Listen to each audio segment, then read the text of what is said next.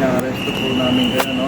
Arestado ng pinagsanib na pwersa ng Aviation Security Unit NCR na NAIA Police Station 3 at Tarlac City Police Station ang isang babaeng pasahero nang lumapag ito sa NAIA Terminal 3 nito lamang madaling araw ng Huwebes.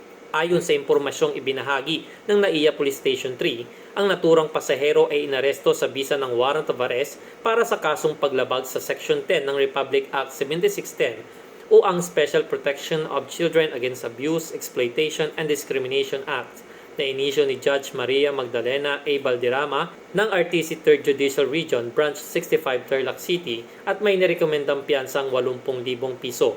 Marahan namang ipinaalam sa akusado ang dahilan ng kanyang pagkakaaresto at karapatan sa konstitusyon sa wikang kanyang naiintindihan. Madam, inaresto po namin kayo, no? Sana child abuse. May karapatan po kayong manahimik. Lahat ng sasabihin po ay pwedeng gamitin laban o paborsektan. Sa kasalukuyan ay nasa kustodiya na ng Tarlac City Police Station ang nasabing akusado para sa dokumentasyon at tamang disposisyon.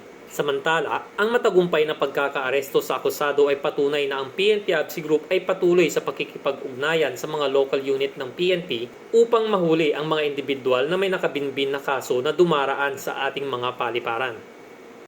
Mula sa tahanan ng tagapangalaga ng kapayapaan ng bawat paliparan, ako ang inyong Police News Network Correspondent, Patrolman Christian Austria, alagad ng batas, tagataguyod ng Balitang Pulis.